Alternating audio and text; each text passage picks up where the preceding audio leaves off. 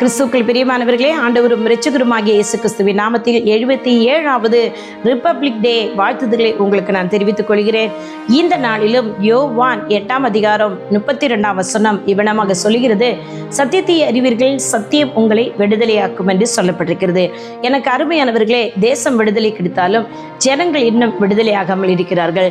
இயேசு கிறிஸ்து அவர் சொல்லியிருக்கிற இந்த வார்த்தையின்படி ஒருவன் இயேசு கிறிஸ்துவில் அவன் வார்த்தையிலும் நிலைத்திருந்தால் நிச்சயமாக அவன் பாவம் செய்ய மாட்டான். பாவத்திலிருந்து அவனை அவர் விடுவிக்கிறார். எனக்கு அருமையான தேவஜனமே, நம்ம இந்திய தேசத்திற்காகவும் நம்ம இந்த தேசத்தை ஆளுகை செய்கிற அதிகாரிகளுக்காகவும் இந்திய தேசத்தில் வாழ்கிற பலதரமான ஜனங்களுக்காகவும் நாம் ஜெபிக்க கடமைப்பட்டிருக்கிறோம். நம்ம இந்திய தேசத்தை அநேக ஜனங்கள் பாவத்திலிருந்தும் சாபத்திலிருந்தும் பிசாசின் வல்லமையிலிருந்தும் குடி பழக்க வழக்கத்திலிருந்தும் போதை பழக்க வழக்கத்திலிருந்தும் இன்னும் பார்த்தால் விபச்சாரத்திலிருந்து இப்படிப்பட்ட காரியங்கள் தான் அவர்கள் விடுதலை ஆக வேண்டும்.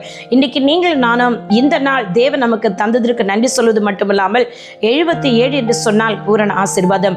2 நாளாகமம் 7:14 நாம் இவனமாக வாசிக்கிறோம் அல்லவா, என் ஜனங்கள் தேசத்தின் பாவத்திற்காக தங்களை தாழ்த்தி என்னை நோக்கி கூப்பிடும்போது நான் அந்த தேசத்திற்கு சேமத்தை கொடுப்பேன் என்று சொல்லி, இன்றைக்கு நீங்களும் நான் கர்த்தருடைய பிள்ளைகள், இயேசு கிறிஸ்துவை மெய்யான தேவன் அறிந்து கொண்ட பிள்ளைகள், நம் இந்திய தேசத்திற்காக நம்ம ஒருமனப்பட்டு ஜெபிக்கும் போது நிச்சயமாக நம் தேசம் ஆசீர்வாதமான தேசமா இருக்கும், பாவம் இல்லாத தேசமா இருக்கிறோம், சாபம் இல்லாத தேசமா இருக்கும். நம் தேசத்தின் எல்லா எல்லைகளையும் இயேசு கிறிஸ்து ரத்தத்தை நான் தெளிக்கிறேன்.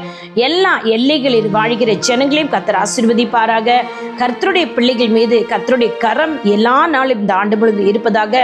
ஆளுகை செய்கிற அதிகாரிகள் ஒவ்வொருவரும் கர்த்தருடைய நாமத்தில் கர்த்தரோடு கொடுக்கிற ஞானத்தின்படி அவருடைய வழிநடத்தின்படி ஜனங்களை ஆளுகை செய்யட்டும். எல்லா ஜனங்களுக்கும் எல்லா சலுகைகளும் கிடைக்கட்டும். ஏழை எளியவர்களுக்கு என் தேவனாகிய கர்த்தருடைய நாமத்தில் அதிகாரிகளுடைய கண்கள் தயவு கிடைக்கட்டும்.